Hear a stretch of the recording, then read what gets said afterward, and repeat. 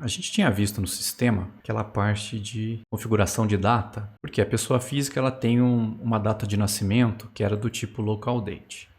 E aí a gente estava tendo problema com o padrão da entrada que a gente ia colocar lá no nosso formulário.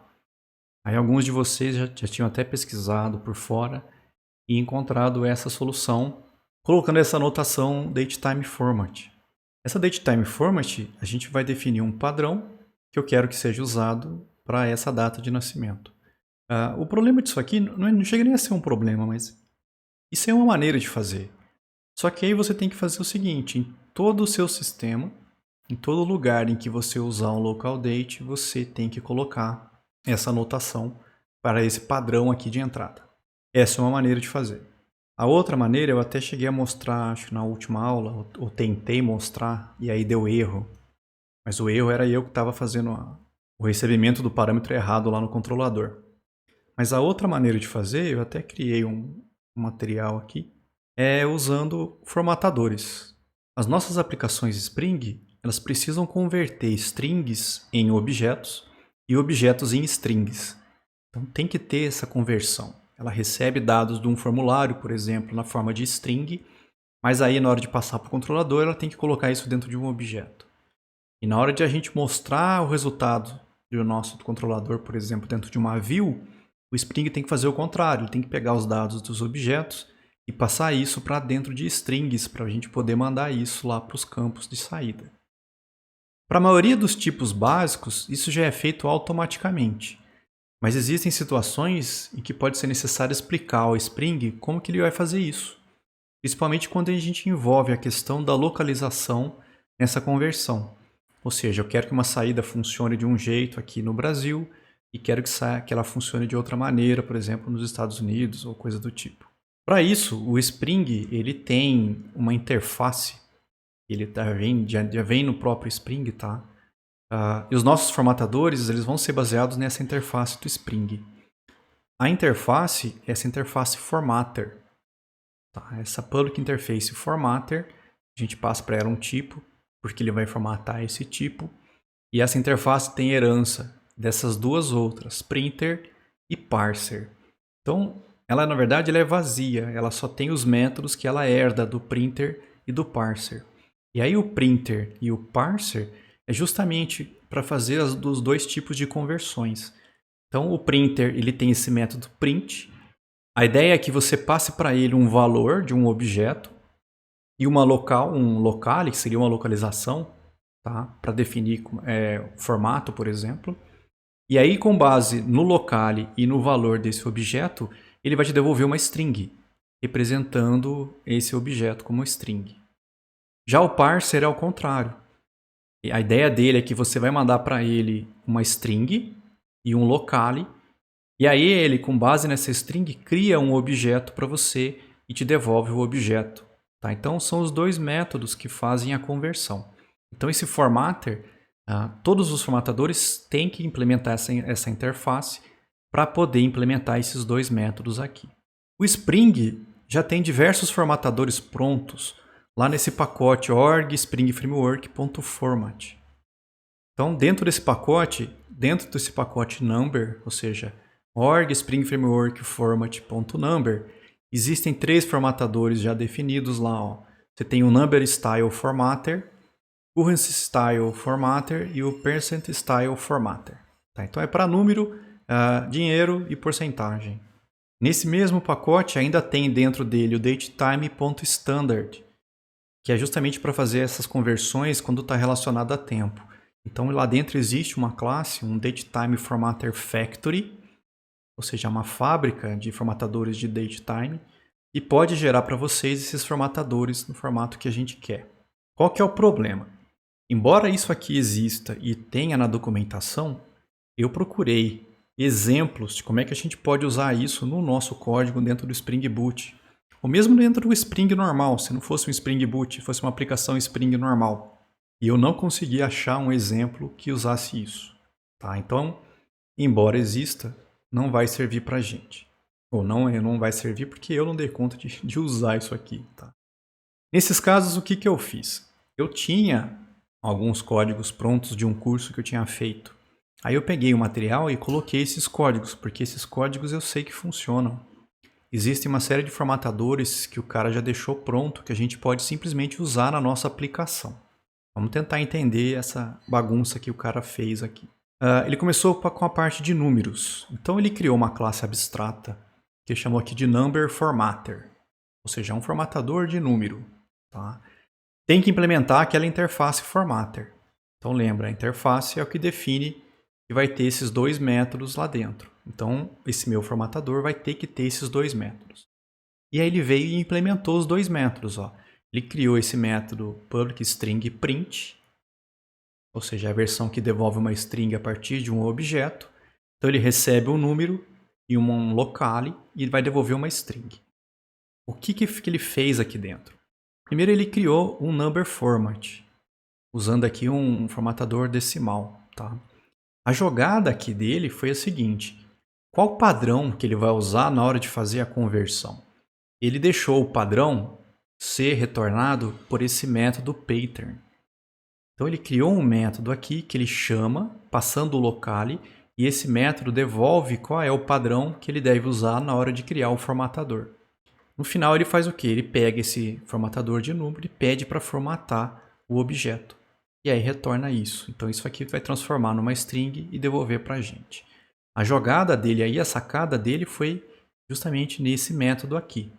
Então esse é o print, e aí tem que ter o parse também. O parse é o contrário. Ele pega uma string e um locale e devolve um objeto para você.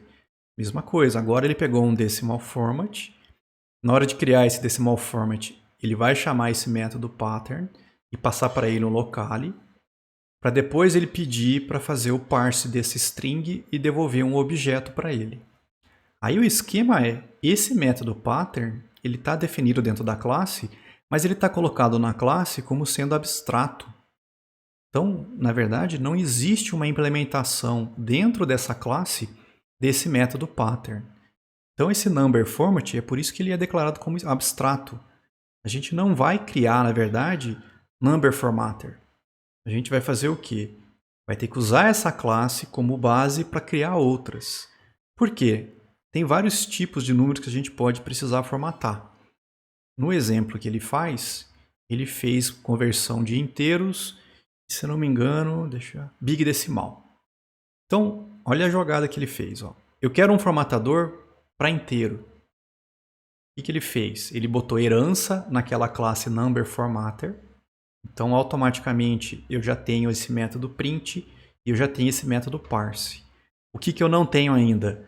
Esse método, que a partir do locale me retorna o padrão que é para ser usado. Então, dentro dessa minha classe, eu preciso implementar esse método aqui. Esse método pattern, eu recebo um locale e eu me devolvo para ele uma string. E aí, o que ele fez?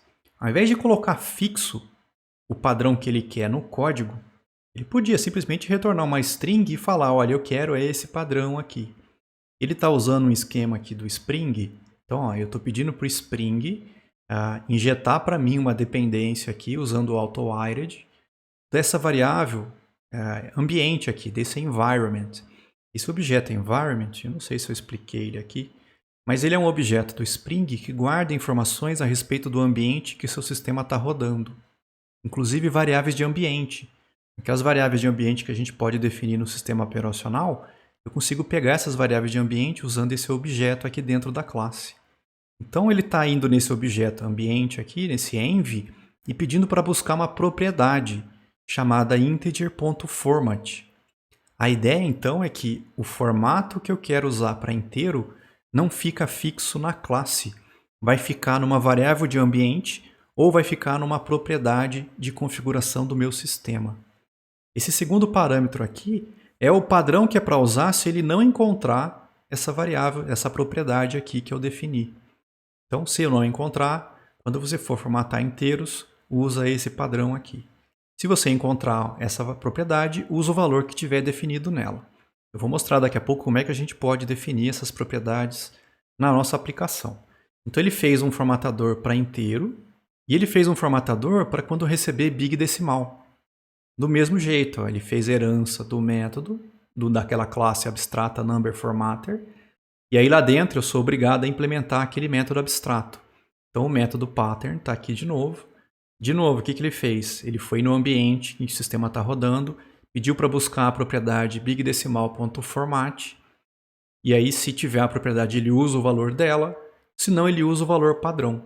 O valor padrão está definido aqui. Tá? Então ele fez esses dois formatadores para inteiro e para bigdecimal. E aí ele fez a mesma coisa para quando está manipulando o tempo. Ele criou aqui uma classe abstrata que ele chamou de Temporal Formatter, ou seja, um formatador para objetos temporais. Implementa a interface, então eu tenho que ter os dois métodos, o print e o parse. Aqui, mesmo esquema, o print ele recebe esse objeto e um locale e tem que devolver uma string. O que ele fez aqui dentro? Ele criou um datetime formatter para esse locale, guardou ele aqui dentro e aí pediu para esse formatter formatar o valor que ele recebeu.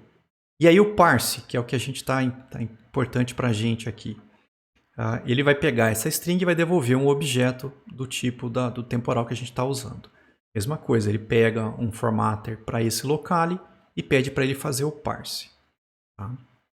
Esse getTime formatter, que recebe o locale e devolve um datetime formatter, é aqui que ele usa aquela jogada dele. Ó. Ele vai no datetime formatter e pede para criar um formatter a partir de um padrão. Que padrão? Olha, esse padrão vai vir desse método pattern que ele criou aqui. Assim como aqui no parse. Ó. Esse parse que vai ser feito aqui vai vir de um... Alguém vai ter que implementar isso. Por quê? Os dois são declarados dentro da classe abstrata como abstratos também. Então não existe uma implementação que a partir de um locale devolve o padrão e não existe uma implementação que a partir da string e um formatador retorna um objeto. Isso aqui ele empurra para frente. E ele usa isso aonde? Nesse localTime formatter. Aqui é um formatador para esse tipo do Java, localTime, com herança daquela classe que a gente acabou de ver ali. De novo, mesma jogada. Ó. Ele usa o environment para pegar alguma coisa. Então, por exemplo, dentro desse método pattern, ele está abstrato na superclasse, mas ali na nossa classe ele tem que estar implementado. O que ele faz? Ele usa esse ambiente para pegar uma propriedade. E aí ele chamou a propriedade de localTime.format traço. E ele concatena com o locale. Então a propriedade, quando você vai colocar ela no seu programa, vai ter o nome localTime.format traço, por exemplo, PTBR, que é o locale que a gente vai estar usando no nosso exemplo. Mas se eu quiser usar o outro locale, eu posso usar e automaticamente o meu sistema vai buscar uma propriedade com um nome diferente. Se ele não encontrar essa propriedade, o padrão que ele vai retornar é hora, minuto. Se você quiser diferente, a gente pode definir isso nessa propriedade de ambiente aqui do nosso sistema. A mesma coisa na hora de fazer o parse. Aqui no caso do localTime, ele está usando o localTime.parse, passando o texto e esse formatter para ele. Então, esse primeiro exemplo é para converter localTime. E ele fez um também para pegar a localDate. Mesmo esquema, a mesma herança. Eu tenho que implementar o pattern e o parse. Aqui ele foi de novo. Ó, pega uma variável de ambiente chamada localDate.format traço e aí o nome do locale. Se não encontrar essa propriedade, usa dia, mês, ano. Esse MM tem que ser com M maiúsculo para indicar o mês, tá? No parse, ele usa o localDate para fazer o parse desse texto usando esse formatador aqui. Então, eu tenho esses exemplos criados aqui. Eu coloquei eles no meu sistema. Faltou um. E se eu tiver um localDateTime que tem as duas coisas, tanto a data quanto a hora? Mesma coisa, ó. Ele implementou o pattern, pegando essa propriedade com esse nome. Se não encontrar, ele usa esse padrão dia, mês, ano, espaço, hora e minuto. E no método parse, ele usou o localDateTime para fazer o parse para a gente. Essa classe environment do Spring, ela permite que a gente pegue o valor de variáveis de ambiente em que o sistema está rodando, como por exemplo Java Home do pessoal que trabalha aí principalmente no Windows, a gente tem que definir isso aqui. E também pegue o valor de propriedades daquele arquivo application.properties. Lembra que esse arquivo é o arquivo que a gente pode usar para configurar diversas coisas da nossa aplicação do Spring Boot. Eu posso colocar essas propriedades dentro desse arquivo. Sendo assim, a gente pode colocar no nosso arquivo application.properties, por exemplo, essas duas propriedades, olha. Local date format ptbr é dia/mês/ano. Agora, local date format, quando for English United States, aí é mês, dia e ano. Com essa bagunça toda, eu sei que o código é 1.000.000 de vezes mais complicado do que colocar simplesmente aquela anotação. A nossa aplicação vai funcionar para qualquer inteiro, qualquer big decimal, qualquer local date, local time, local date time, sem precisar colocar a anotação. E eu posso definir a propriedade no meu arquivo application.properties. E aí vai funcionar de acordo com o local em que a aplicação estiver rodando, sem eu precisar fazer nada diferente no meu código. Então, eu coloquei isso aqui nesse material e eu implementei isso lá no sistema só para vocês verem que funciona. Então, eu não coloquei essa anotação. E aí eu fiz o quê? Eu criei um pacote aqui, chamei de format, e eu coloquei aquele monte de classes que a gente viu lá. Ó. O number formatter, que é a superclasse para os números. Aí vem o integer formatter para formatar inteiro, o big decimal para formatar big decimal. Mesma coisa para tempo, ó. O temporal formatter para fazer a parte de tempo. E aí tem local date, local time e local date time também. Então, tá as três implementações aqui. E aí o que eu fiz? Eu venho aqui no application.properties e eu coloco as duas propriedades, ó. Local date, format ptbr e English United States. Esses valores, essas propriedades, onde é que elas vão ser buscadas? É justamente nessa classe aqui, ó. Tá? Ele vai buscar local date, format e aí o nome do locale. No meu exemplo, nesse primeiro exemplo aqui, o meu locale está definido como ptbr.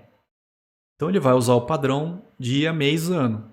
Então se eu rodar essa aplicação, vou colocar qualquer coisa aqui, aí ele espera receber dia, mês e ano. Então se eu coloco dia, mês e ano, ele continua. Não deu erro. Agora, se eu vier na minha aplicação e tentar colocar invertido, colocar aqui, por exemplo, mês, dia e ano, vai dar erro, porque não está no padrão que ele espera. Agora, se eu for lá na minha aplicação e mudar isso aqui, se eu falar, não, agora eu estou rodando isso, não é em português do Brasil, estou jogando isso aqui em inglês. Salvo. Ele já restartou aqui.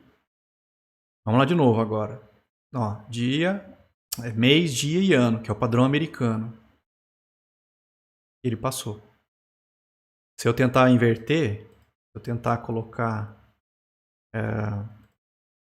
dia, mês e ano, que é o que a gente estava fazendo, que é o formato brasileiro, e tentar continuar, aí vai dar erro. Então eu consigo alterar agora tranquilamente o tipo de formato baseado no local em que a aplicação está rodando. Se vocês quiserem colocar esses formatadores no projeto de vocês, eu sei que é ruim, é chato de fazer isso, mas a ideia é que isso aqui não muda. Se isso aqui não muda, de repente você pode jogar isso aqui dentro do archetype. E aí sempre que você cria um projeto, isso aqui já sai no seu projeto. Então, embora seja um código chato e repetitivo, né? Você manda o archetype gerar para você. E aí você não perde tempo fazendo isso toda vez. Eu cheguei até a comentar isso aqui com vocês, né? Do tempo de vida da sessão. A gente até chegou a colocar isso. Mas vamos só ver de novo. Eu coloquei isso no material. Eu vou atualizar o arquivo que está lá no disco. E aí eu aviso vocês também que o material está atualizado. Tá? Eu falei para vocês que a gente pode definir o tempo que uma sessão de um usuário deve permanecer ativa caso ele deixe de interagir com a aplicação. O padrão do Spring, se você não falar nada, é 30 minutos. Então, se o cara abrir um site e aí não mexer no sistema durante 30 minutos, aí sim a sessão dele vai ser destruída. Mas se ele voltar a interagir, a sessão dele vai continuar existindo lá. Normalmente, os sistemas bancários põem 5 minutos nesse tempo. Tá? Como é que a gente faz isso? Lá no application.properties, a gente põe lá duas propriedades, duas configurações. O timeout da sessão do servidor e a idade máxima de cookie de sessão para o servidor. Aqui no exemplo eu coloquei 1000, tá? Esse 1000 é em segundos, não é minutos não. Então aqui seria 1000 segundos. É só colocar isso lá no application.properties. Uma coisa que eu cheguei a comentar, mas não cheguei a mostrar funcionando, é que a gente pode controlar via código onde é que a gente quer finalizar a sessão. Então a gente pode, via código, finalizar a sessão atual, limpando quaisquer atributos que tenham sido colocados nela. Para isso, eu fiz aqui um exemplo, tá? Imagina que eu tenho um método de um controlador. Quando eu chamar essa URL limpar sessão, esse método vai ser executado. Para eu conseguir finalizar a sessão, eu coloquei aqui 2 objetos que vão ser injetados pelo Spring, tá? Eu tenho aqui um HTTP Session e tenho um Session Status. O Session Status é específico do Spring, o HTTP Session aí já é parte da especificação de servlet que o Java usa por trás aí dos panos para fazer funcionar. Eu vi em alguns lugares falando que se você chamasse status.setComplete, o Spring já ia destruir a sessão e limpar as variáveis, os atributos que estavam lá. Eu testei aqui e não funcionou. Eu precisei fazer isso e precisei vir na sessão e chamar aqui o invalidate. E aí sim, eu destruí a sessão atual e os objetos que existiam lá dentro também.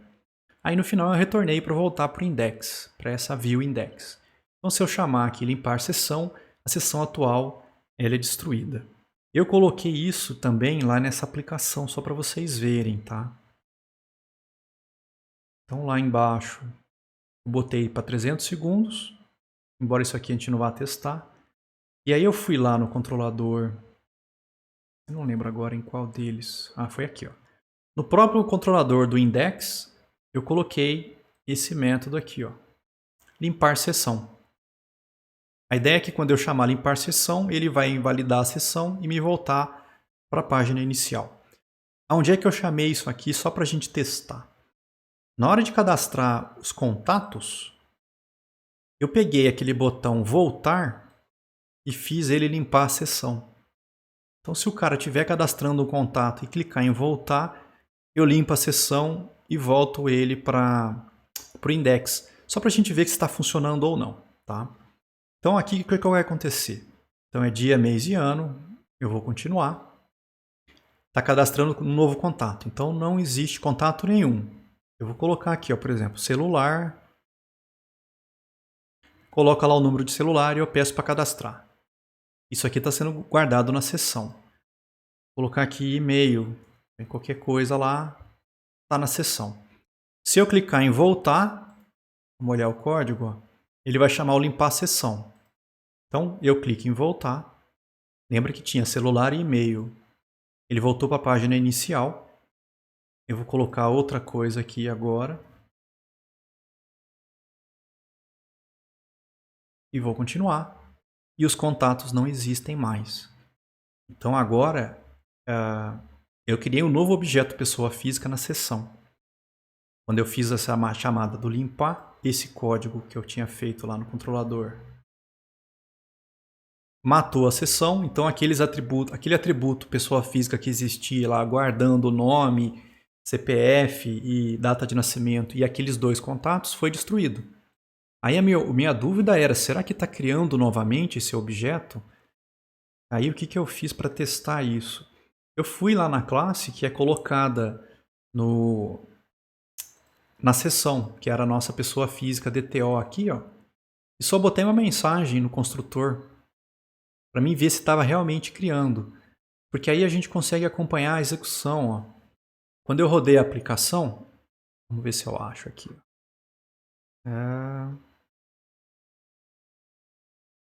Aqui. A partir do momento que eu cadastrei a primeira pessoa e eu cheguei lá no controlador, o construtor padrão rodou. Ó, porque ele precisou criar um objeto para guardar os dados que eu tinha transmitido para lá. Aí ele continuou rodando. Eu botei os contatos, ó, os 2 contatos. Beleza. Aí eu limpei a sessão. Limpei a sessão e pedi para cadastrar um novo contato. Quando ele voltou aqui no novo, ó, chamou o construtor novamente. Então não tem perigo, tá? Se você invalidar a sessão atual dentro de algum controlador, se o usuário acessar novamente, naquela seção dele, ele cria os objetos para você novamente, para você poder continuar guardando informação, certo? Então, é só para vocês verem que dá para matar a seção e continuar usando o sistema, que não vai ter problema nenhum. Você não precisa criar os objetos na mão. O próprio controlador aqui, quando ele precisa de um contato desse objeto aqui, ó, ele coloca um para você lá dentro. Ah, era o erro do banco de dados. Consegui arrumar aquele erro. Não sei se vocês lembram o erro que estava dando. A gente tinha colocado alguns dados no banco de dados. Então, por exemplo, eu tinha algumas pessoas inseridas no banco. A data que eu digitei no formulário, até que ela estava vindo para o banco corretamente. O problema era quando eu pedia para a minha aplicação buscar os dados do banco e mostrar na tela. E aí o que acontecia? Se o dia era 25, na hora de mostrar aparecia 24, o 29 aparecia 28, aqui aparecia 23. Estava tendo sempre um dia a menos aqui. Tá? Eu descobri qual que era o problema e consegui arrumar. Aí eu também arrumei isso lá no nosso material. Eu coloquei alguns slides aqui explicando como é que arruma isso. Aí eu vou atualizar lá no disco e aviso vocês. Mas qual que é o problema? São os time zones, né? Os fusos horários. A gente precisa ter cuidado com a questão dos fusos horários na nossa aplicação. Mesmo que no nosso código não estejamos trabalhando com fusos horários. Por exemplo, eu estou usando o local date e local time. O local date e o local time não envolvem... O seu local date e o local time, eles não têm nada a ver com o fuso horário. Então eles ignoram essa parte de fuso horário completamente. Então o problema não é no seu código. O problema é que o fuso horário da máquina que roda a sua aplicação pode ser diferente do fuso horário da máquina em que o banco de dados está. Que é o meu caso aqui, por exemplo. Eu tenho a minha aplicação rodando no meu Linux, mas o meu banco de dados está rodando dentro de um container. Para todos os casos aí, é como se fosse um novo sistema que foi criado. É como se fosse uma máquina virtual que está rodando o meu MySQL. No caso, nem é o MySQL, é o MariaDB. Só que o fuso horário dessa máquina, desse container, é diferente do meu. Então, o problema é na hora de fazer a comunicação entre essas duas máquinas. A sua aplicação, ela pode acabar fazendo conversões e você pode ter datas com erros de mais ou menos um dia. Eu vi alguns comentários na internet em que o problema não era mostrar, o problema era na hora de inserir. O cara digitava 25, aí olhava no banco e estava 24, por exemplo. É essa a questão. Na hora que a sua aplicação comunica com o MySQL, ele tenta baixar esses dados. Nessa comunicação, o JDBC faz algumas conversões que envolvem fuso horário. Então é esse que está sendo o nosso problema aqui, ou estava sendo o nosso problema. E aí como é que a gente resolve isso? Primeiro, a gente vai definir a time zone da nossa aplicação lá na classe principal da nossa aplicação Spring Boot. Então, dentro daquela classe Spring que tem aquela anotação Spring Boot Application, onde está o nosso public static void main, a gente acrescenta um novo método lá. Eu vou acrescentar esse método que eu chamei aqui de init. O nome dele não tem importância, tá? O importante é que ele tem essa anotação post-construct. Essa anotação do Spring, ela faz o seguinte, olha. Tá falando para o Spring o seguinte, roda esse método aqui, depois que você criar o objeto e depois que você fizer as injeções de dependência que você precisa. Então é como se fosse um construtor que roda depois de ter construído, vamos pensar desse jeito. Então depois que a minha aplicação foi criada, esse método executa e ele faz o quê? Ele seta o time zone da máquina virtual onde está rodando a minha aplicação. No caso, eu estou setando um time zone para a América São Paulo, ou seja, estou pegando o fuso horário aqui que a gente usa no Brasil, praticamente quase todo aqui. E aí eu seto isso na minha aplicação. Isso é para fazer na nossa aplicação, eu tenho que colocar isso aqui lá dentro. E aí vem a parte do banco de dados.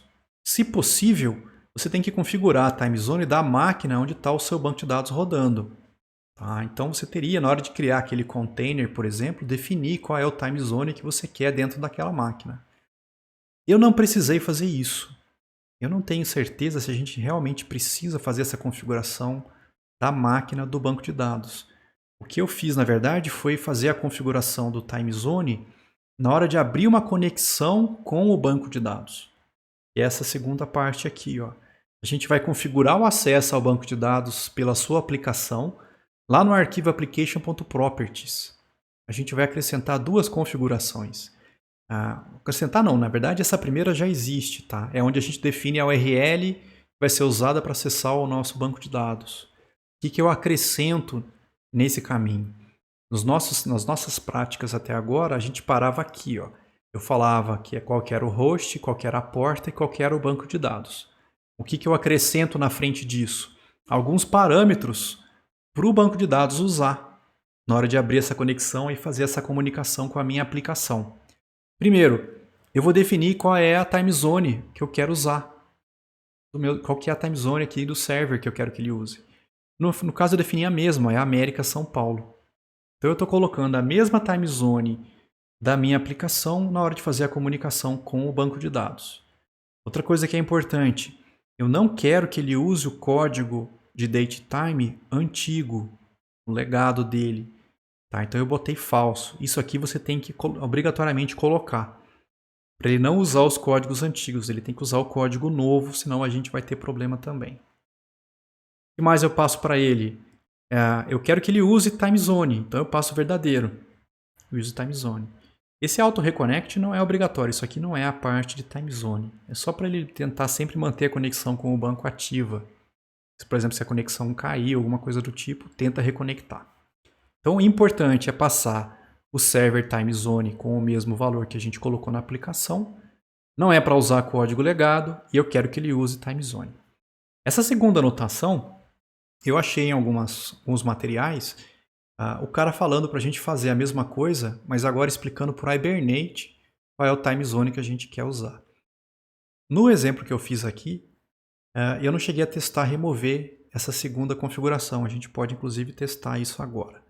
Mas eu sei que essa primeira, quando eu coloquei o server time zone, principalmente, ela começou a funcionar.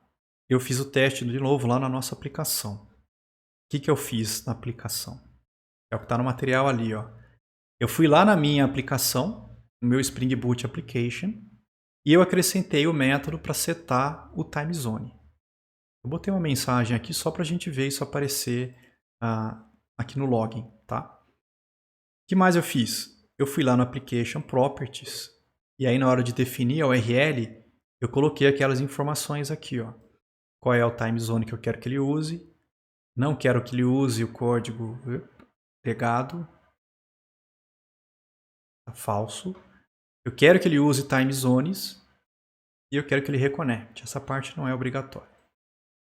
O que aconteceu quando eu fiz isso? Se a gente for lá na aplicação e eu pedir para listar as pessoas físicas, vamos pegar o último aqui, ó. O Joãozinho, data de nascimento, 25 de maio de 1990. Então, se a gente pegar lá no banco de dados, cadê o mais que é? Tá aqui. Joãozinho, 25 de maio de 1990. Sumiu o erro. Ó, esse outro teste aqui estava com 29 e tinha um 24. Tá lá o 29 e tá aqui o 24. Então, sumiu aquele problema de estar dando erro na hora de mostrar a data com um dia a menos. Vamos testar aqui. Eu vou tirar essa linha. Fazer um comentário aqui no início. Aí eu já descubro se isso aqui é obrigatório passar para a aplicação ou não. Ele já restartou. Eu vou pedir para ele buscar de novo. Continua funcionando. Ó. Então não é obrigatório colocar aquela específica do Hibernate, que seria essa segunda aqui. Tá?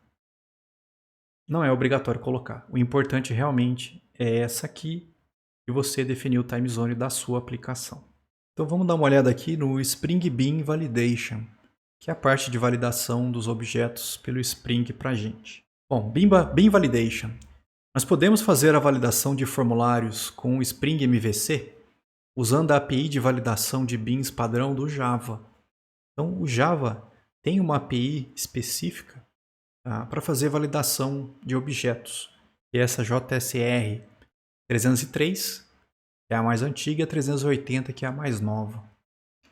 Só que isso aqui é uma especificação. Então, existe então o Bean Validations do Java, que está especificado aqui por essas duas JSRs, mas é só uma especificação. alguém tem que implementar essa especificação. O Hibernate Validator é a implementação padrão. Então, o próprio pessoal do Hibernate pegou essa especificação e implementou ela. Então, é ele que a gente vai estar usando no nosso projeto aqui. A gente não tem que fazer nada em termos de dependências. O próprio Spring Boot já tem no meio dessas dependências dele essa parte de validação. Não é nem o Spring Boot, o próprio Spring Core mesmo já tem isso definido lá dentro. Então, você pode usar na sua aplicação sem nem se preocupar. Quais restrições existem nessa especificação? Tem várias aqui, tá? São anotações que a gente vai colocar dentro do nosso objeto, dos objetos que a gente quer validar. Então eu tenho, por exemplo, a anotação null. Quando você coloca essa restrição null, eu estou falando para ele que o elemento que está sendo anotado com isso aqui, ele deve ser nulo. Existe também o not null, ou seja, o elemento anotado com essa restrição, ele não deve ser nulo. Então, não posso ter um objeto, por exemplo, nulo nesse atributo. Ele não vai permitir isso. Existe o assert true, é que o elemento anotado deve ser true. Existe o assert false, porque ele deve ser falso. Existe o min. Aí o min e o max, e o decimal min e o decimal max é para trabalhar negativo e positivo, também todos para trabalhar com números, tá? O min é para indicar o seguinte: o elemento que está anotado com ele deve ser um número com valor maior ou igual ao mínimo especificado. Vocês vão ver que a gente passa parâmetros para essas anotações aqui, tá? O max, ele significa aí que o elemento anotado deve ser um número com valor menor ou igual ao máximo especificado. O decimal min é que deve ser um número com valor maior ou igual ao mínimo especificado. Só que aí é para valores decimais, tá? O decimal max também.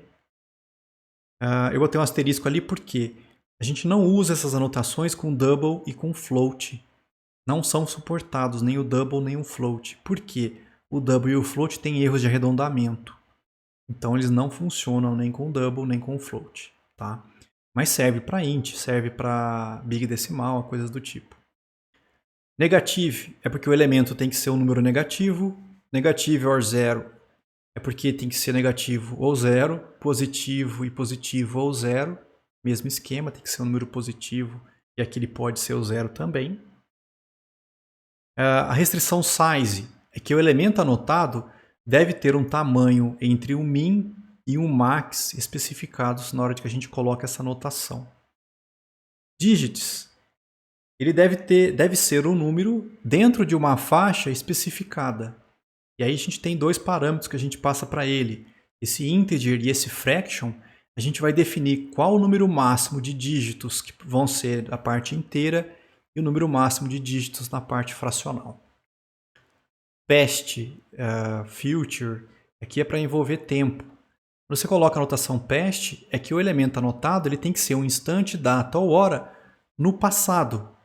Então tem que ser antes do momento atual em que o código roda. Past or present é que ele deve ser um instante, uma data ou uma hora no passado ou no presente. Então, por exemplo, se eu estiver guardando um local date e colocar past, tem que ser um dia anterior ao dia de hoje. Se eu colocar past or present, tem que ser um dia anterior ao dia de hoje ou igual ao dia de hoje. Senão ele não vai ser validado. Mesma coisa para futuro. Tem que ser um instante, data ou hora no futuro. E aí no futuro ou no presente. Esse pattern é para a gente combinar com uma expressão regular. A gente vai definir aqui uma expressão regular. E aí o seu elemento só vai ser válido se ele estiver de acordo com essa expressão regular. A gente já vai ver um exemplo disso. Not empty. Ele não deve ser nulo nem vazio. Tá? Não pode ser nulo, não pode ser vazio. O not blank, ele não deve ser nulo e deve ter ao menos um caractere diferente de espaço. Então a diferença é em relação ao espaço em branco. Tá? O not empty, se você coloca um espaço em branco, para ele não está vazio. Agora o not blank não. Um espaço em branco para ele continua sendo um problema. E e-mail. Aí é para definir que o elemento anotado tem que ser uma string que tenha um endereço de e-mail bem informado. Então tem que ter um arroba, tem que ter um ponto no final, coisa do tipo. Então são essas restrições que a gente pode usar da especificação padrão. Nós usamos essas anotações nos atributos das classes que a gente quer validar. Todas essas anotações, elas aceitam uma propriedade opcional, que é a mensagem, esse message, que vai ser a mensagem que a gente quer que seja devolvida caso essa restrição falhe. Ou seja, se der um erro e lá na interface eu quiser mostrar esse erro, qual é a mensagem que eu quero que ele receba para poder mostrar para o usuário? É nessa message que a gente vai definir, tá? Se você não coloca nada, existem as mensagens padrão. Essas mensagens é o que você vai aparecer se você não falar nada.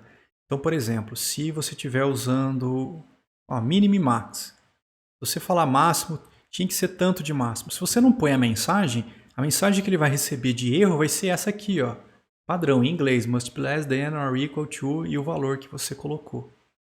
Tá? Então, se você não põe aquelas mensagens, o message, nas restrições, ele usa os padrões. E os padrões todos em inglês aqui pra gente. O ruim é que se você coloca, por exemplo, o nome do cara não pode ficar em vazio nem nulo. Só que se você põe o not blank no seu atributo, mas não põe uma mensagem, o que o cara vai receber é must not be blank. Ou seja, não pode ser vazio. Não pode ser em branco, pensar assim. Mas ele não fala que o nome não pode ser em branco. Para isso você tem que definir a sua própria mensagem. A gente vai ver exemplos fazendo isso. Exemplos.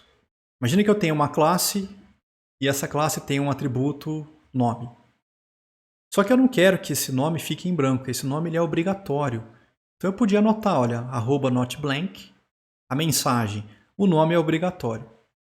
Quando isso aqui for validado pelo Spring, se der erro e eu quiser mostrar o erro, essa é a mensagem que a parte de validação vai me devolver. Então eu podia mostrar isso aqui para o usuário, a gente vai ver como é que a gente pode fazer isso. Um exemplo usando o size, ó. Imagina que eu tenho um campo para o cara botar uma descrição. Só que eu quero uma restrição em tamanho. Tem que ser pelo menos entre 1 e 50 caracteres. Nem menos que 1, nem mais que 50.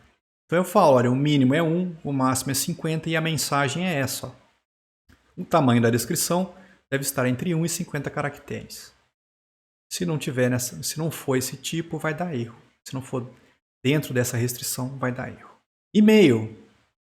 Olha, o e-mail é inválido. Se o cara não botar um e-mail com a formatação correta, ele vai falar que o e-mail é inválido. E eu quero que seja obrigatório também. Então eu ponho lá not blank. O e-mail é obrigatório. Então eu posso colocar mais de uma restrição em cima do mesmo atributo. Outros exemplos aqui, ó. Eu tenho lá uma quantidade em estoque.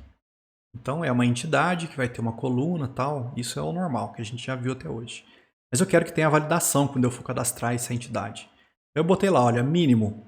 O valor mínimo é 0. E aí a mensagem que ele vai receber se for negativo é a quantidade em estoque não pode ser negativa. E eu botei o máximo também, como 9.999. Se o cara tentar cadastrar mais que isso, ele vai receber a mensagem, olha, o valor máximo da quantidade em estoque deve ser inferior a 9.999. Aqui eu tenho um valor, só que é um big decimal. Então imagina que é um valor financeiro que eu estou guardando dentro de uma venda, por exemplo. Então eu coloquei, olha, not null. E o valor é obrigatório. Imagina que o cara tem que digitar esse valor. Então ele é obrigatório. E aí eu botei o mínimo. Aqui, como ele é um big decimal, eu botei um decimal min. O mínimo é 0.01. E aí a mensagem para o cara é que o valor mínimo tem que ser superior a 0. Não pode ser negativo, nem 0. Tem que ter um valor da venda. E qual é o máximo? Aí o cara chutou o balde aqui e botou... Não, R$ 9.999.999,99. Se passar disso, vai dar o erro e ele vai avisar com essa mensagem aqui. Então são alguns exemplos de como é que a gente coloca essa validação nos atributos das nossas entidades. Essa é a primeira etapa na hora de fazer a validação funcionar. E aí como é que eu faço lá no controlador para disparar essa validação? Não basta eu colocar aquelas anotações, tá? Se você não pedir para fazer a validação, ele não vai fazer. Então eu botei um exemplo aqui, como é que você faria um cadastro de um novo cliente com todas as etapas que a gente precisaria tomar cuidado. A primeira cuidado que a gente vai ter aqui é o seguinte. O usuário está lá na página principal da sua aplicação. Quando você estiver na sua aplicação, alguém vai pedir para inserir alguma coisa no banco. Então, normalmente vai ter um link ou alguma coisa do tipo. Aqui na nossa primeira aplicação tinha um botão, e esse botão trazia a gente até essa tela de cadastro aqui. Qual que é a ideia para dar certo essa parte de validação? A gente não põe um link direto lá do index, que nem a gente tinha aqui, ó.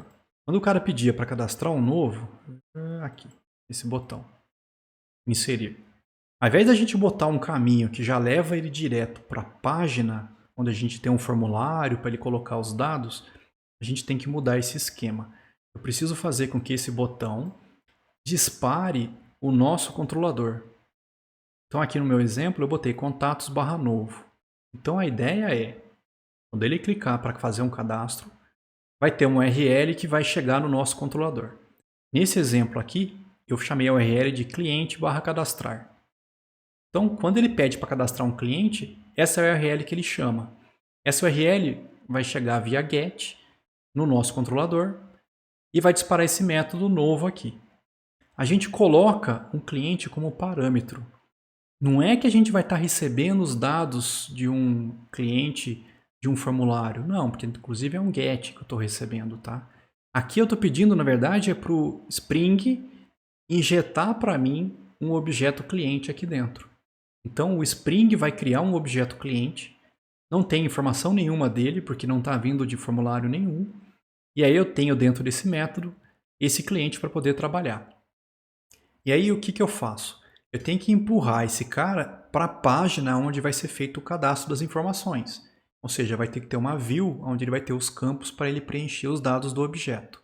Nesse exemplo eu chamei a view de cadastro cliente. Então eu criei aqui um modern view e vou retornar ele. Aqui é automático. Quando você tem um objeto dentro do seu controlador, esse objeto já vai estar dentro do modelo para você. Então eu não preciso aqui chamar mv.add alguma coisa e colocar o cliente lá dentro. Tá? Inclusive, isso é muito esquisito no Spring. Se você pegar, tem 3 maneiras diferentes de fazer a mesma coisa. Inclusive, depois eu vou preparar um exemplo só para mostrar para vocês que funciona do mesmo jeito. Tá? Então, esse objeto cliente que o Spring vai criar para a gente, ele vai existir dentro dessa view cadastro cliente. Aí o usuário recebe a view, ele vai preencher os dados e aí ele pede, faz o cadastro. Vai ter que ter uma URL que dispara o nosso controlador novamente. Então eu vou colocar aqui o método cadastrar. Se você olhar, a URL é a mesma. Cliente cadastrar, cliente cadastrar. A diferença é o método usado no mapeamento. Aqui é quando for um GET. Aqui é quando o cara pede para fazer o cadastro. Aqui já é um POST. Aqui é quando ele já preencheu os dados e pediu para fazer a gravação no banco. Tá? Então vai chegar nesse método aqui. Onde é que está a jogada? Onde é que eu peço para o Spring fazer a validação? É só colocar @valid antes do cliente aqui. Só de você colocar esse @valid cliente, você está falando para o Spring, olha, esse objeto que você está recebendo via POST é para ser validado. Tá? É aqui que ele pega e olha as anotações e vê se os valores que ele recebeu batem com aquelas restrições que você definiu dentro da classe cliente.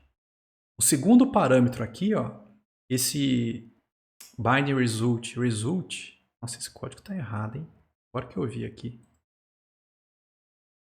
Não existe, é uma vírgula. Esse bind result, a gente já vai ver, tem uma explicação aqui, mas ele é o objeto que o Spring usa para colocar o resultado dessa validação que ele fez do cliente. Então, eu estou falando para ele, olha, valida esse objeto cliente que você recebeu os dados agora. Beleza. O resultado dessa validação, ele joga para você dentro desse parâmetro aqui, result. Então, para fazer a validação funcionar, obrigatoriamente eu preciso ter essas duas coisas, pelo menos, acontecendo aqui. Tá? Esse redirect attributes, eu só coloquei aqui porque no final, como eu uso um redirect e eu quero mandar informações para essa nova URL, eu vou estar usando esse redirect attributes aqui dentro também. Mas ele não era obrigatório se eu não quisesse passar a informação para a view quando eu fizer o redirecionamento. Tá? Então, olha, valida para mim o cliente, põe o resultado aqui nesse objeto result para mim. E aí dentro do controlador, o que eu posso fazer? eu posso usar esse result para descobrir um monte de coisa. Por exemplo, eu quero saber se teve erro. Então, se eu chamar aqui result.hasErrors, ele vai me dizer se a validação desse cliente teve algum erro ou não. Se teve erro, vamos ver se não teve erro primeiro. Se não teve erro de validação, então ele pode cadastrar o cliente. Então continua a sua execução normal. Ó. Eu vou lá no serviço do cliente e peço para ele salvar o cliente no banco para mim. Lembra que a gente não usa o repositório direto dentro do controlador. Quando tem alteração envolvida no banco, a gente usa um serviço para fazer isso. Tá? Então eu vou lá e salvo o cliente que já foi validado. Aí eu fiz o quê? Eu coloquei um atributo nesse redirect attributes aqui chamado mensagem, dizendo ó, cliente salvo com sucesso. E aí eu retorno um model envio fazendo um redirect para essa URL cliente cadastrar. Tá? Por que a gente usa redirect? Eu expliquei para vocês. Porque se o usuário atualizar a página e você estiver usando encaminhamento, o formulário é submetido novamente. E aí ele acabar inserindo novamente no banco. A gente não quer que isso aconteça. Então a gente pede para ele redirecionar para essa URL. Aí você dá uma olhada na URL que eu estou pedindo, mas essa URL é a mesma que eu usei aqui. Só que quando você faz um redirect, ele faz um get para essa URL. E aí o get para essa URL, na verdade, vai te trazer de volta para esse método do controlador. E aí o que vai acontecer? O Spring vai criar outro objeto cliente e vai te empurrar de volta para o formulário de cadastro. Tá? Nesse formulário de cadastro, os campos vão estar vazios porque é um novo cliente. E nesse formulário de cadastro, você tem acesso agora a essa mensagem. Tá? Como a gente colocou ela como um atributo usando a DD Flash Attribute, eu posso usar ela agora dentro dessa view aqui. Então, ele pede para cadastrar um cliente, chega aqui, cria um objeto e empurra para a tela. Na tela, ele preenche e pede para cadastrar. Vem para cá, se validou corretamente, ele salva no banco e volta para a tela inicial de cadastro. Para, por exemplo, ele poder cadastrar um segundo cliente de repente. Ou se ele quiser, ele volta. Tá? Isso dá para ser modificado, não é obrigatório fazer desse jeito, mas eu acho que fica bacana a maneira como é feita. Tá? E se deu erro, o que você vai fazer? Eu podia botar mensagens de log, que é o que eu coloquei para vocês lá no material, na prática. Tá? Eu podia mandar uma mensagem para o usuário, ou coisa do tipo. Nesse exemplo aqui, o que eu fiz? Olha que loucura isso aqui. Ó. Eu estou retornando essa chamada de método ó, novo, passando para ele o cliente. Que cliente que eu estou passando aqui? O cliente que ele recebeu e já foi validado. E aí deu erro. Eu ponho esse cliente aqui e chamo esse método novo. Só que esse método novo, se você olhar o nome novo, é o nome que eu dei para esse método do controlador. Então, esse método do controlador vai disparar esse método do controlador. Lembra, isso aqui é uma classe Java normal, moçada. São métodos, eu posso chamar um método. Então é como se eu estivesse empurrando esse objeto cliente para esse método novo. E aí, ao invés do Spring criar um objeto novo aqui para mim, zerado, na verdade o objeto que ele vai receber aqui vai ser o objeto que deu erro na validação. Então eu não perco as informações erradas que o cara digitou. Já pensou o cara digitar um formulário gigante, aí ele pede para cadastrar, dá um errinho, ele volta para a tela inicial e aí apagou todos os campos? Ninguém merece quando isso acontece. Aqui não vai acontecer isso, porque ele vai receber os dados para cadastrar, a validação vai dar errado, ele vai ver que deu errado e empurra esses dados errados para o método novo. Então, quando ele chega esse cliente aqui, ele já está preenchido com os dados que não deram certo na validação. E aí esse objeto que deu errado, ele vai ser usado no formulário de cadastro do cliente. Tá? Então eu consigo, nesse formulário de cadastro, já mostrar as informações anteriores e já mostrar as mensagens de erro. Tá? Então no controlador, não era obrigado a fazer desse jeito também. Tá? Eu fiz assim porque eu acho que fica legal, fica uma sequência boa para a gente entender. Mas a parte obrigatória é esse pedaço aqui. Ó. Eu tenho que pedir para validar e eu tenho que pegar o resultado da validação para usar isso de alguma forma. Como é que você vai usar isso? Aí você pode fazer do jeito que você quiser. Esse é um jeito que eu achei bacana aqui. Isso no controlador. Então, o valid faz com que o Spring aplique a validação nesse bin. O bind result vai ter o resultado da sua validação para poder saber o que se deu certo ou não.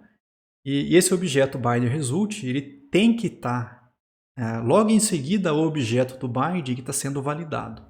Isso é coisa do Spring, tá? Se você está pedindo para validar esse objeto, então logo depois dele, na sequência de parâmetros, tem que estar esse bind result. Senão você vai ter problema, vai dar erro. E se tiver vários objetos sendo validados, você tem que ter um bind result para cada um. Logo em seguida ao bin que está sendo validado. Então imagina que você fez lá um formulário que por algum motivo maluco você está enviando para ele várias informações que é para pegar em 2 objetos diferentes. Então, por exemplo, ele vai receber os dados de um usuário e os dados de um endereço. Tá? Então, eu coloquei aqui @valid usuário para ele validar os dados desse objeto usuário. E aí eu tenho que ter um bind result para receber o resultado da validação de usuário.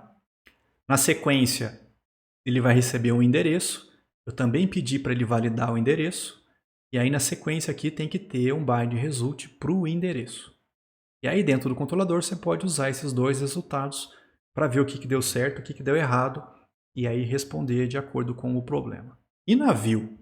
Como é que a gente faz para usar isso lá na view depois? Como é que, por exemplo, eu mostro aquelas mensagens de erro que eu coloquei naquelas restrições? O TimeLeaf, que é a template view de engine que a gente está usando aí, ele nos fornece algumas coisas. Por exemplo, nós temos algumas funções nesse objeto #fields. Tá? Isso é um objeto que o TimeLeaf cria para a gente e fornece para a gente durante a execução. Então esse fields tem algumas funções que a gente pode usar. A gente já vai ver elas. E tem alguns atributos do TimeLeaf que a gente pode usar também nas nossas tags HTML. Tem esse TH_errors e TH_error_class. Lá esse objeto fields que o TimeLeaf nos fornece, eu posso chamar esse método hasErrors.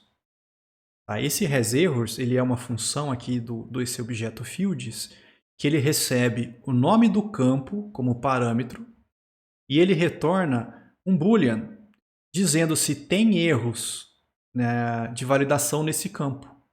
Então, por exemplo, imagine que eu tenho um campo de entrada de nome.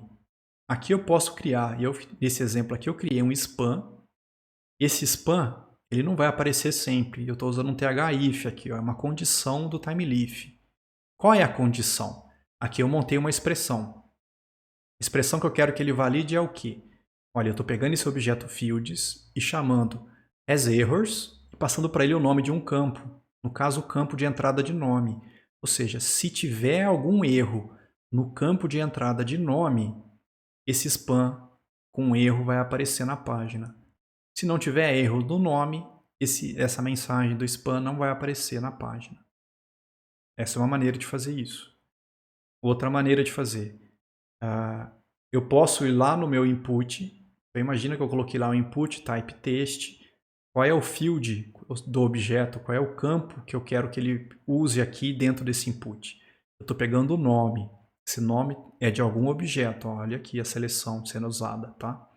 Então, em algum lugar anteriormente já foi selecionado o objeto que está com o nome aqui dentro. E aí eu coloquei, olha, TH_class.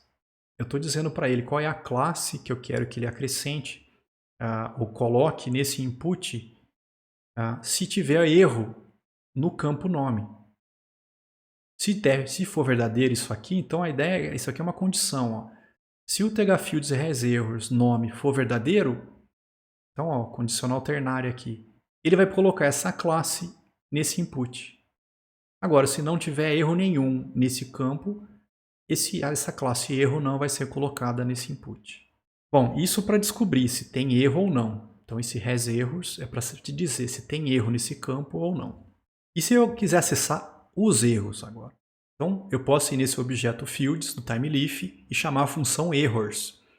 Ela recebe o nome do campo como parâmetro e ele te retorna uma lista de todos os erros de validação que aconteceram nesse campo. Então aqui ó, eu fiz uma lista não ordenada com vários itens. Esses itens vão ser gerados através de um laço do TimeLeaf. Ó. TH-it. A variável que vai receber cada um dos valores eu chamei de erro.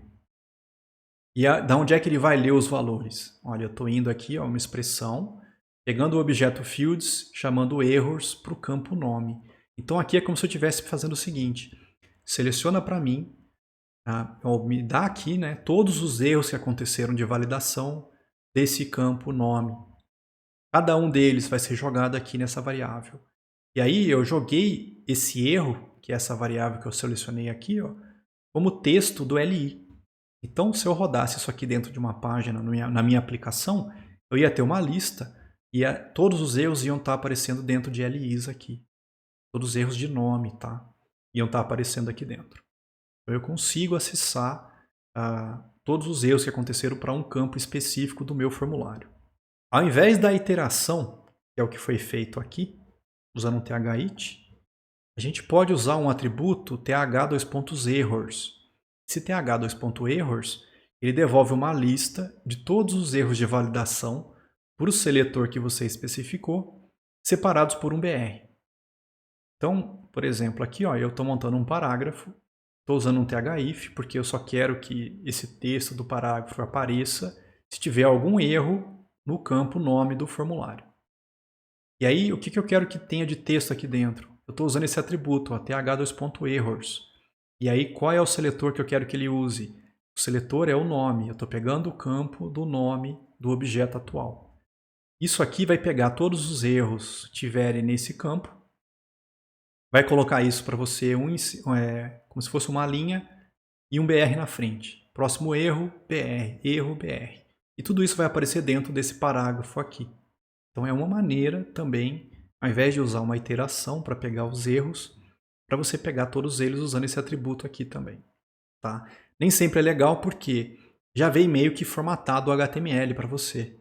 Vai vir erro BR, erro BR, erro BR.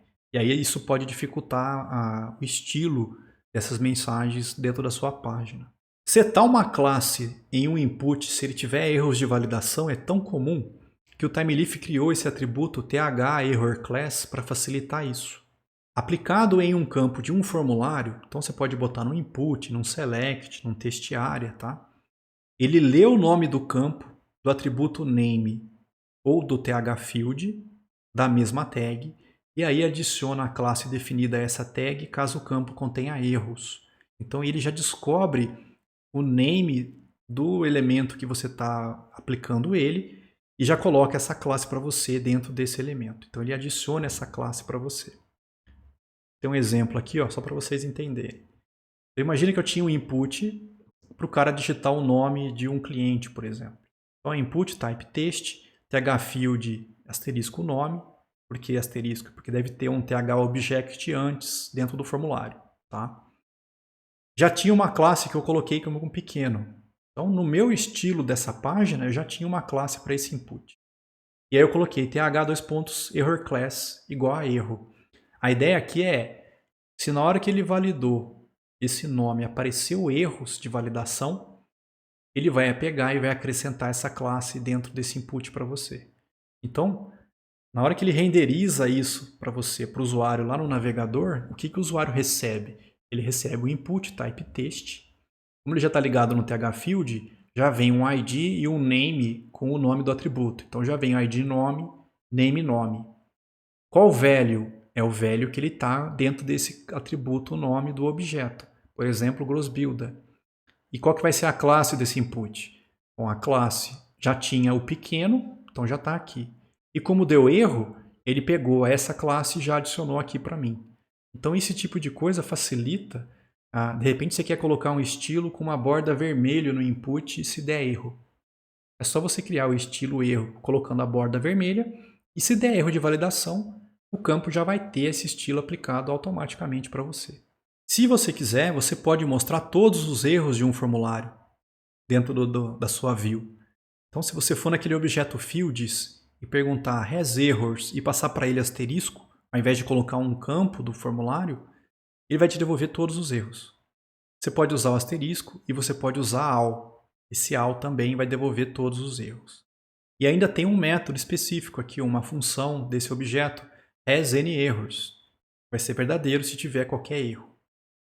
E na hora de acessar os erros, você vai lá, ponto errors. Se você colocar asterisco, vai ser todos os erros.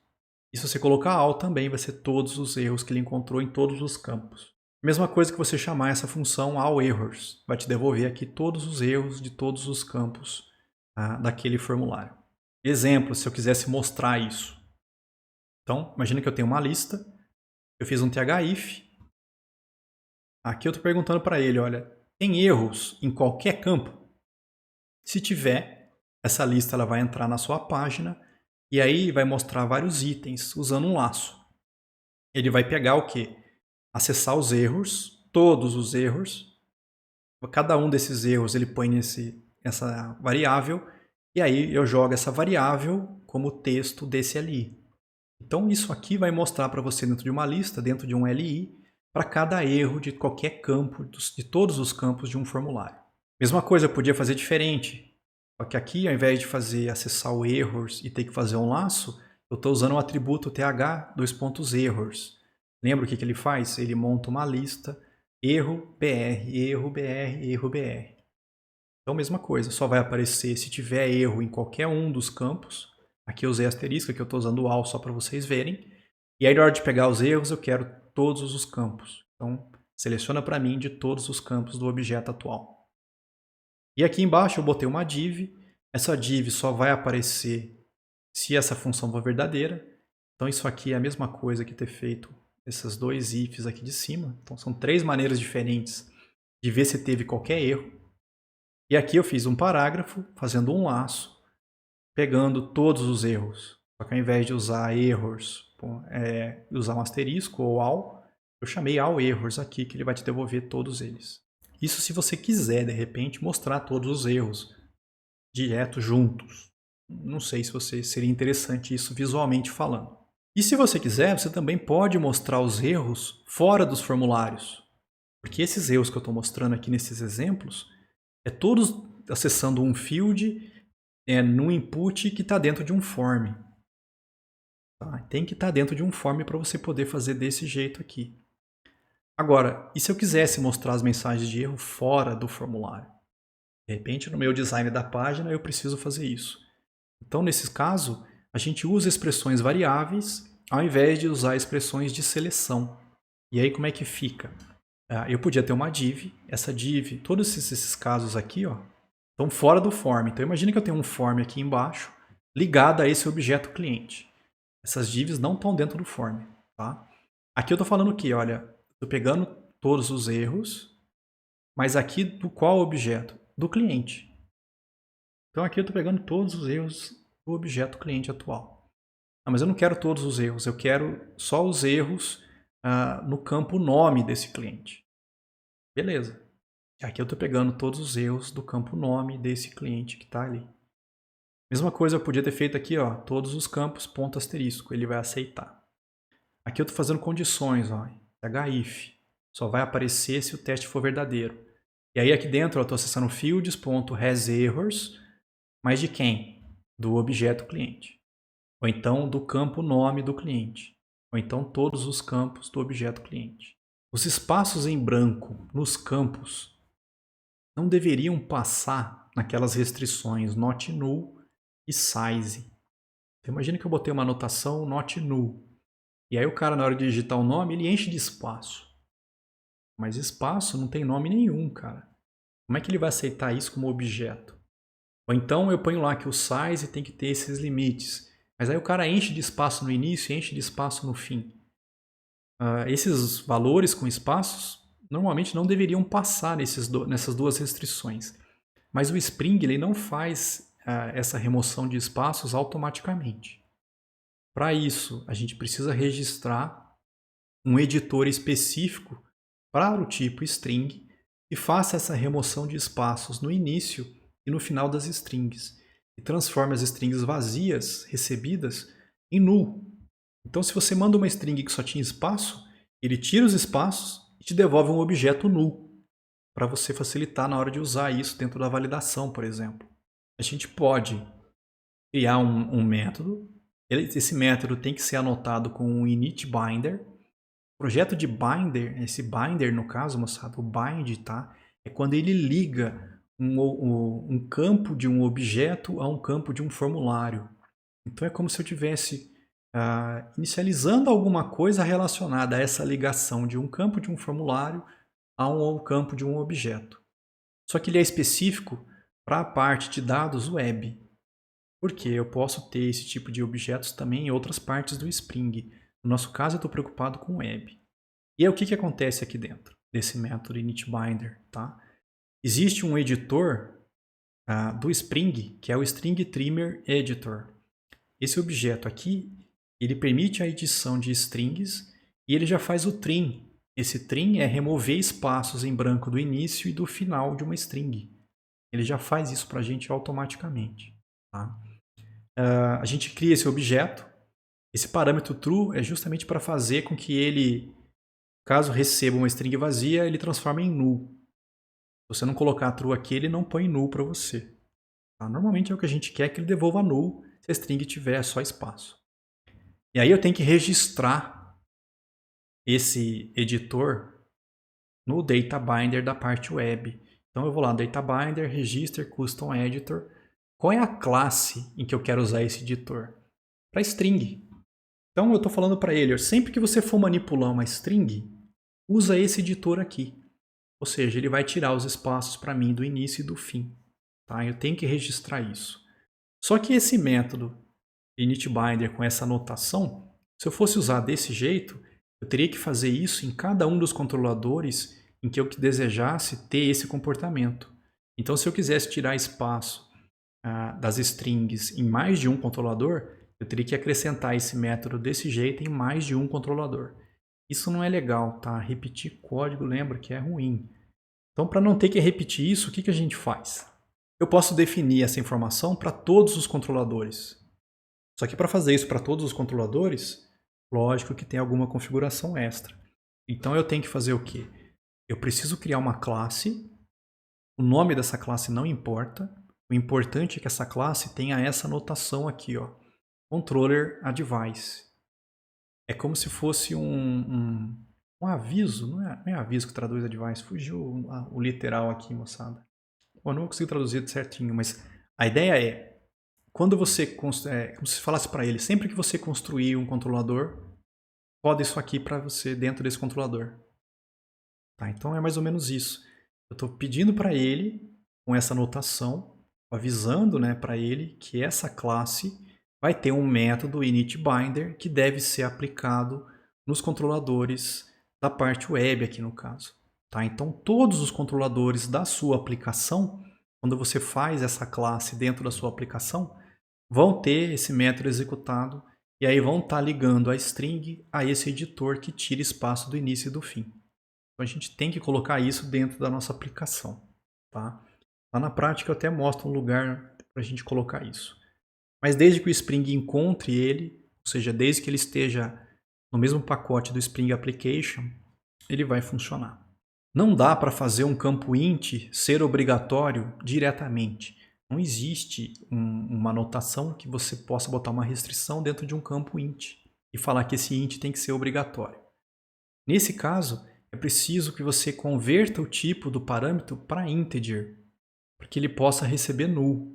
Então, se você precisa dentro de um objeto, um campo, sei lá, eu botei lá private int idade.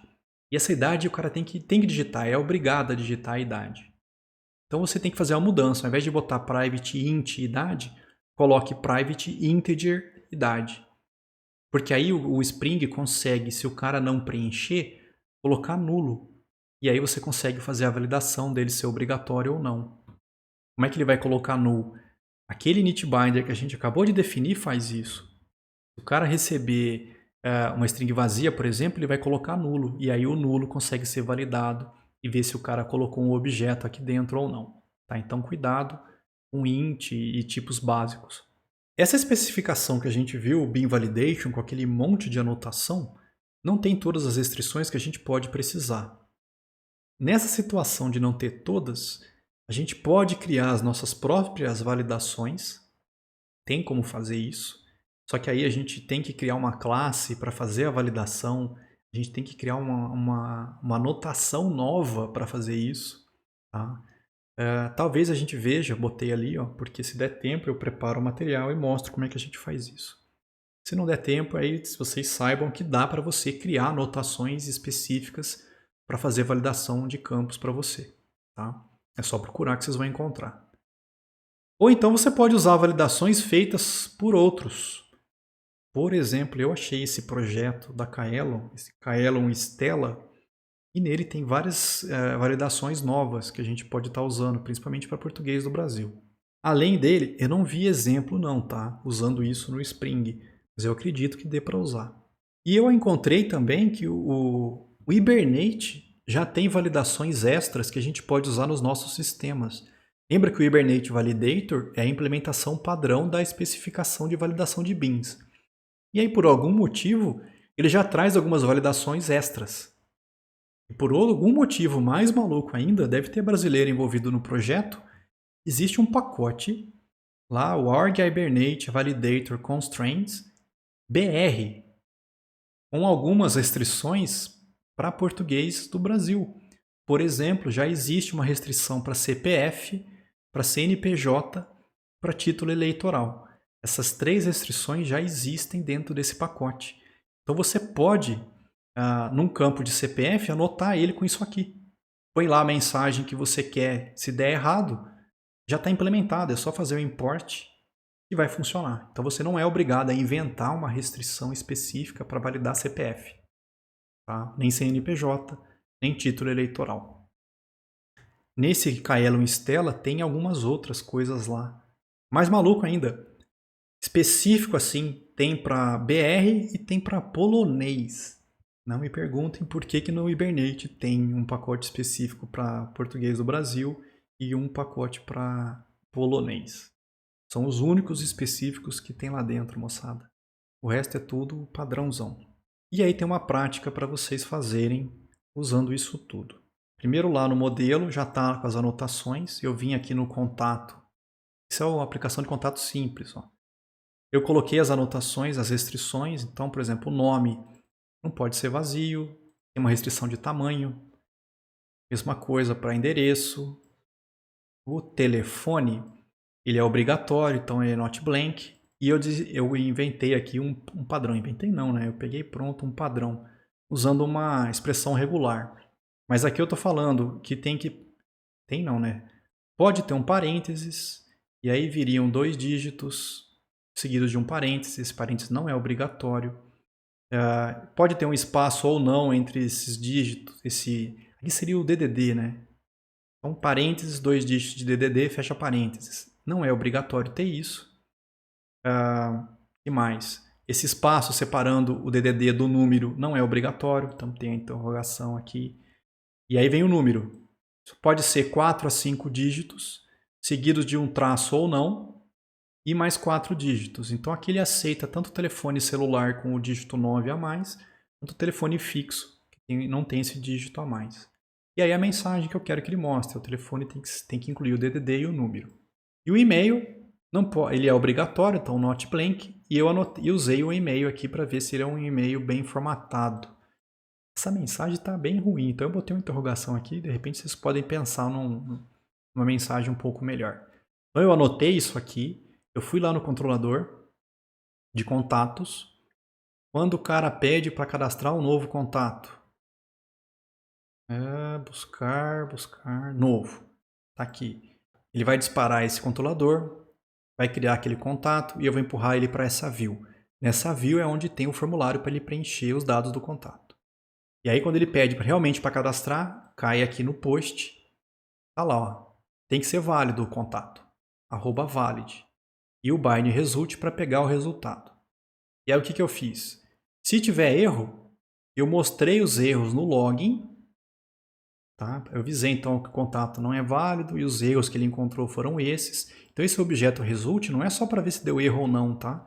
Eu consigo pegar os erros e usar eles aqui dentro do controlador se eu quiser. E aí eu fiz o quê? Fiz aquele encaminhamento. Eu chamei o método direcionar para inserção, empurrando esse contato que deu erro de validação. Ou seja, eu chamei novamente esse método aqui para ele voltar para a página de cadastro já com os dados errados aparecendo. E se der certo, se tiver válido corretamente, aí eu mando salvar no banco e redireciono ele para voltar para a página para cadastrar um novo contato. Tá? Lá na página mostrar novo contato, está usando o TimeLeaf justamente para mostrar os erros. Ó. Então, é o formulário de cadastro de contato. Então, tem um TH-Action aqui para disparar aquela URL, já ligando com aquele objeto que eu recebi, para a gente poder usar esse objeto aqui dentro. E aí, em cada campo, ó, o TH-Field, esse é o campo de entrada do nome. Eu estou fazendo o quê? Eu estou adicionando uma classe de erro, eu chamei de input de erro aqui, e aí eu botei um spam na frente. Esse spam é só para mostrar as mensagens de erro. Então, só vai aparecer se realmente tiver erro no nome, e aí para cada erro eu estou colocando o nome na frente. Estou pegando cada um dos erros de nome, jogando nessa variável, e aí como texto desse spam, eu ponho um erro, ponto, espaço, para ficar um na frente do outro. Tá? Fiz isso em todos os campos aqui. Lá embaixo é onde eu mostro a mensagem, se deu certo ou não.